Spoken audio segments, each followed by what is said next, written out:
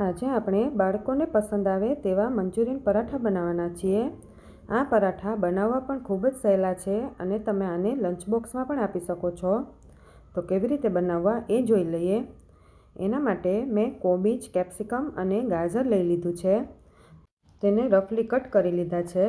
હવે આપણે તેને ચોપરમાં ચોપ કરી લઈએ। ચોપરથી જલ્દી કામ થાય છે, એટલે નહીંતર તમે ઝીણું ઝીણું સમારી પણ શકો છો। આ રીતે આપણે બધા વેજીટેબલને ચોપ કરી લેવાના છે અને બીજી વાર તેની સાથે જ આપણે 2 લીલા મરચાં એડ કરી દેવાના। લીલા મરચાં તમને તીખું જેટલું પસંદ હોય એ પ્રમાણે વધારે ઓછું એડ કરી શકો છો। પછી એક પેનમાં 1 ચમચી તેલ લેવાનું। તેલ ગરમ થાય પછી તેમાં આદું છીણીને એડ કરી દેવાનું। એ અડધી ચમચી જેટલું લીધું છે। પછી તેમાં આદું 2 મિનિટ સાતળી લેવાનું। આદું સતળાઈ જાય પછી આપણે વેજીટેબલ નાખી દેવાના છે। વેજીટેબલને આપણે હાઈ ફ્લેમ પર જ સાતળવાના છે। 1 મિનિટ જેવું સતળાઈ જાય પછી આપણે તેમાં મીઠું સ્વાદ પ્રમાણે એડ કરી દેવાનું। 1/4 ટીસ્પૂન જેટલો મરી પાવડર એડ કરી દઈએ। મરી પાવડરથી પણ થોડી તીખાશ આવે છે, એટલે એ પણ તમારા ટેસ્ટ પ્રમાણે વધારે ઓછો એડ કરી શકો છો। એ પણ 1 મિનિટ માટે સતળી લેવાનું। 1 મિનિટ માટે સતળાઈ જાય પછી 1 ચમચી સોયા સોસ અને 1 ચમચી ચીલી સોસ એડ કરી દેવાનો। તેને પણ આપણે મિક્સ કરી લઈએ। સારી રીતે મિક્સ થઈ જાય પછી 2 ચમચી કોર્નફ્લોર એડ કરી દેવાનો। કોર્નફ્લોર એડ કરવાથી વેજીટેબલનું જે પાણી હોય એ બધું શોષાઈ જશે। કોર્નફ્લોર એડ કર્યા પછી 1 મિનિટ માટે સાંતળી લેવાનું। સ્ટફિંગ આપણું તૈયાર થઈ ગયું છે, તો આપણે તેને હવે ઠંડુ થવા દઈએ। પછી ઘઉંનો રોટલીનો જે લોટ આવે એ જ લીધો છે।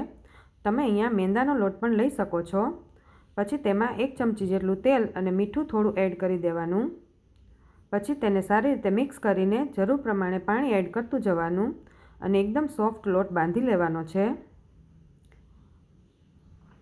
લોટ આપણો બંધાઈ ગયો છે, તો તેને આપણે 5 મિનિટ માટે ઢાંકીને મૂકી દઈશું।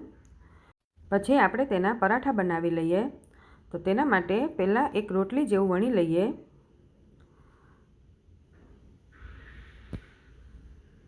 પછી તેમાં આપણે 2 ચમચી જેટલું સ્ટફિંગ ભરી લેવાનું છે।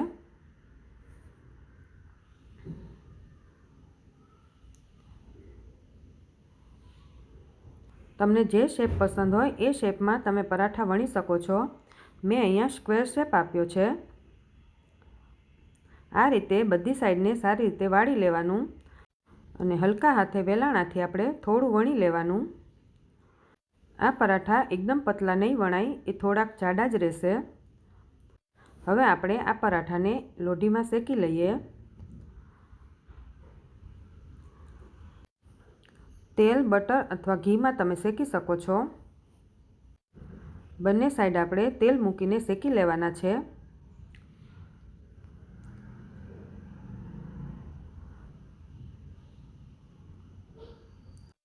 આ રીતે આપણે બધા પરાઠા તૈયાર કરી લેવાના છે। આપણા મંચુરિયન પરાઠા તૈયાર થઈ ગયા છે। આ પરાઠા તમે લંચ બોક્સમાં પણ આપી શકો છો અને એમ જ પણ ખાઈ શકો છો। આ પરાઠા ખૂબ જ ટેસ્ટી લાગે છે। તમે પણ ઘરે જરૂરથી ટ્રાય કરજો।